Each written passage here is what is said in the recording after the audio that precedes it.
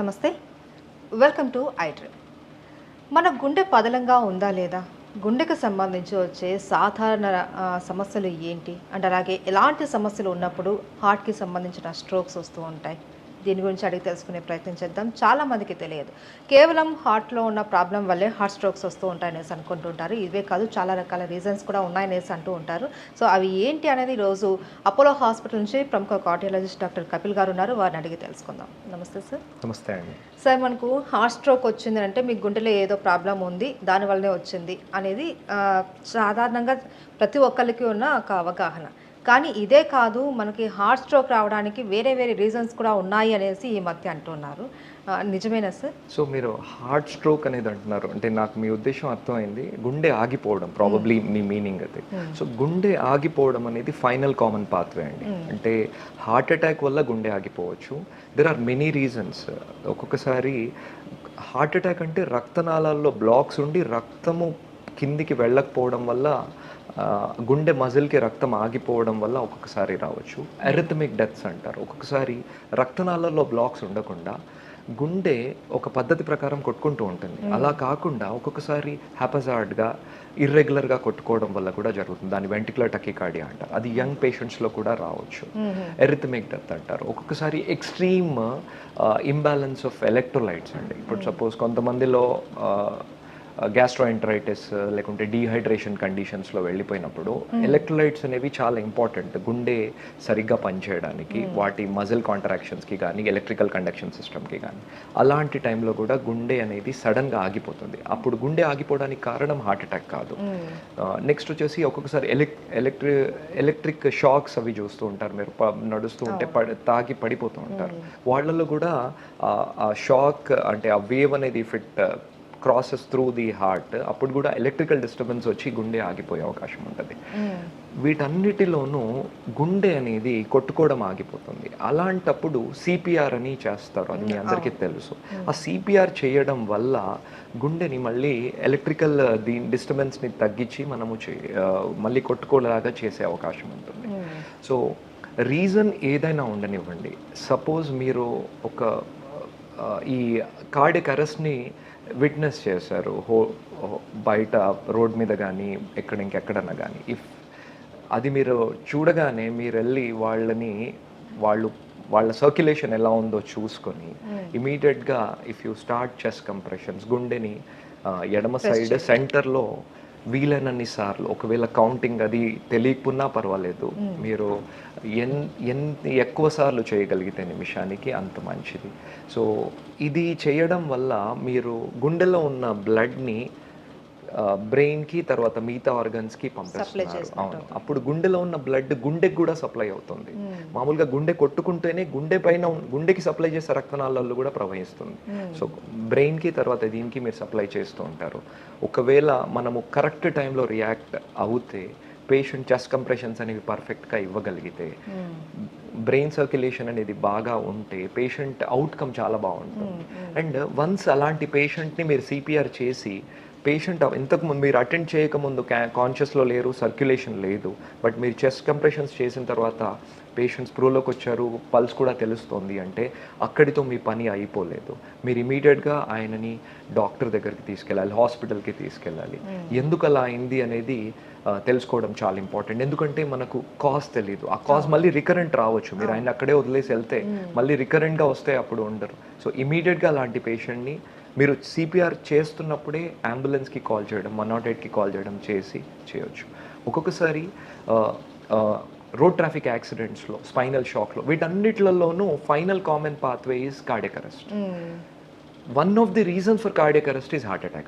This is very, very important. All cardiac arrests are not related to blocks in the arteries. There are many reasons. But what you have to do is just do chest compressions. Effective CPR would definitely help people.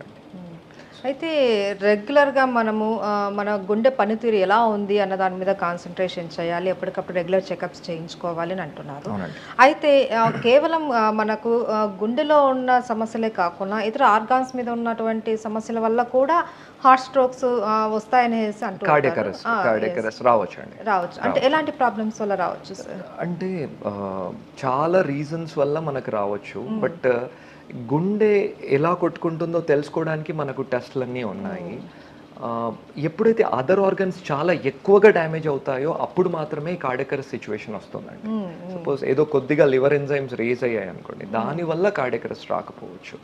అలా కొంతమందిలో మీరు వడదెబ్బ తగిలింది పడిపోయారంట, ఇవన్నీ వాడుక భాష, మనకు తెలియదు what is happening with the patient, but ఎండలో తిరిగి వచ్చాడు కింద పడిపోయాడు అని అన్నారు. అలాంటి సిచ్యువేషన్లో మనం చేయాల్సింది మాత్రం సిపిఆర్, బట్ రీజన్ ఏంటనేది మనకు తర్వాత తెలుస్తుంది.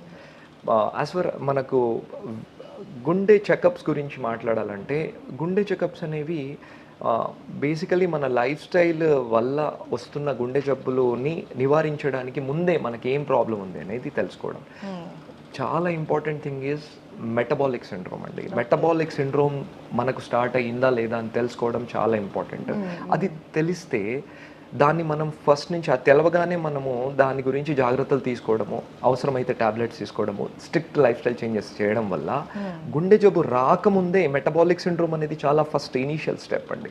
ఇక్కడి నుంచి ఇంత దూరం ప్రోగ్రెస్ అవ్వకుండానే మనము ఈ చేంజెస్ వల్ల మనకు వచ్చే గుండె జబ్బు, సపోజ్ 60 yearsకి మనకు వచ్చే గుండె జబ్బుని 70-80 వరకు పుష్ చేయవచ్చు.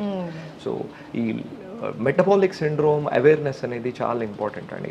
దాని కాంపోనెంట్స్ మీకు అన్ని నెట్లో ఉన్నాయి.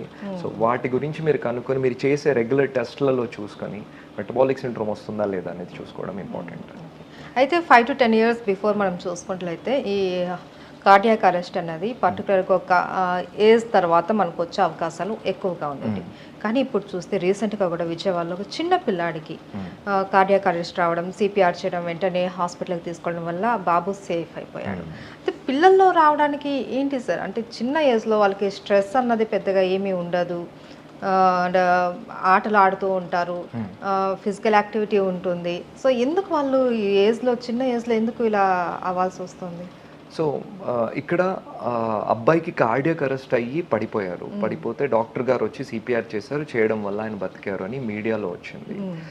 ఆ బాబుకి కార్డియాక్ అరెస్ట్ రావడానికి కారణం ఏంటో మనకు తెలియదు, బట్ చేసిన ట్రీట్మెంట్ మాత్రం కరెక్ట్గా చేశారు, ఇమీడియట్గా అటెండ్ అవ్వడం కరెక్ట్గా చేశారు.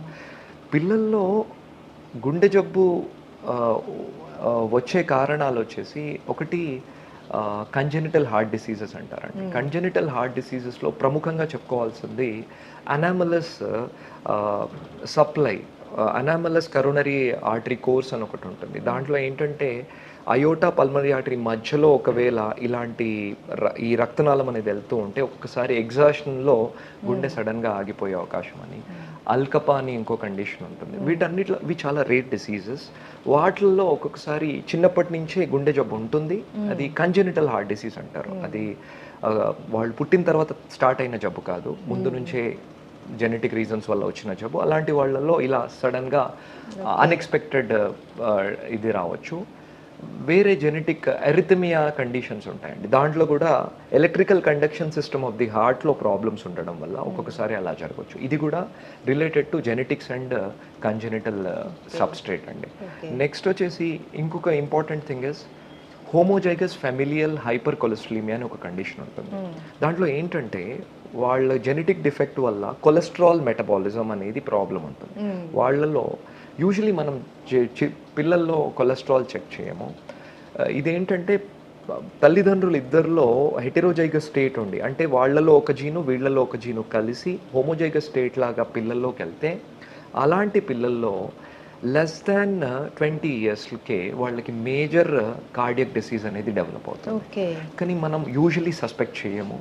సో వాళ్ళల్లో ఇలాంటి సడన్ అంటే అన్ఎక్స్పెక్టెడ్ డెత్స్ రావచ్చు. అప్పుడు ఆ అరెస్ట్ అనేది related to coronary artery disease అండి. సో వాళ్ళని అంటే ఇండియన్ సొసైటీలో అలాంటి వాళ్ళు చాలా తక్కువ ఉంటారు, ఎందుకంటే మనం పెద్దగా ఇన్వెస్టిగేట్ చేయలేదు అది అట్లాంటివి ఎంతమందికి ఉన్నాయో అని. ఫారిన్ కంట్రీస్లో దానికోసం సపరేట్ గ్రూప్స్ ఉన్నాయి. యూజువలీ వాళ్ళు జెనెటిక్ స్క్రీనింగ్ అది చేస్తూ ఉంటారు. ఇప్పటికీ ఇండియాలో చాలా చోట్ల we have started these screening for people who have both parents with genetic disease అండి. సో ఈ నాకు తెలిసి ఈ 2-3 మాత్రమే which are important in younger patients. But childhood obesity అనేది కూడా చాలా కామన్గా వస్తుంది పిల్లల్లో. దొబ్బుగా ఉండడము, ఒకప్పుడు అది చూడ్డానికి మా పాప బాగుంది అది అని ఆలోచించేవారు. బట్ ఇప్పుడు వాళ్ళల్లో కూడా because of the lifestyle more carbohydrate diet వాళ్ళు తీసుకుంటున్నారండి. Junk food, carbohydrate diet, they are not burning their calories. వాళ్ళకి ఆటలు ఆడడానికి ప్లేసెస్ చాలా తక్కువ మందికి ఉన్నాయి. అండ్ తిన్నది దాంట్లో అన్ని క్యాలరీస్ ఖర్చు చేయట్లేదు. సో అప్పటి నుంచే డిపాజిట్ అవుతూనే ఉంటుంది. సో అందుకోసం గేమ్స్ ఆర్ వెరీ ఇంపార్టెంట్ అండి పిల్లల్లో. సో కొన్ని స్టడీస్ చేశారు ఫారిన్ కంట్రీస్లో, స్కూల్ హెల్త్ స్టడీస్ అని. దాంట్లో ఈ prevalence of higher bad cholesterol అనేది వాళ్ళు అక్కడ గమనించారండి. Because of the lifestyle the kids have. So ఇంకా ఇండియాలో ఆ పరిస్థితి రాలేదు. But still we see regularly పిల్లలు కొంచెము యాక్టివిటీ తక్కువగా ఉండి, more screen time, more indoor play ఇవన్నీ చేస్తున్నారు కాబట్టి క్యాలరీస్ అనేవి బర్న్ అవ్వట్లేదు. సో ఈ ఏరియాలో మనం వర్క్ చేయాలి. యాక్చువల్లీ హెల్త్ అనేది 30 years తర్వాత కార్డియోవాస్కులర్ హెల్త్ అనేది 30 years తర్వాత నేను చూస్తాను అది కాదు. It's like it should start in there teenage. 11, 12, 13 years నుంచే వాళ్ళకి actually what is health and what is your cardiac health ఇవన్నీ వాళ్ళకి చెప్తే వాళ్ళు they will grow with all this health education and వాళ్ళు ఇంకా బెటర్గా చూసుకోగలుగుతారు ఇండియాని. సో మోస్ట్లీ మనకు చిన్నపిల్లల్లో ఏదైనా ఇలాంటి ప్రాబ్లం వచ్చింది అని అంటే జెనెటిక్ పరంగా వచ్చే అవకాశాలు ఎక్కువగా మోస్ట్ లైక్లీ అండి, most likely. Not 100%, but most likely. Okay. Thank you so much, sir. Thank you.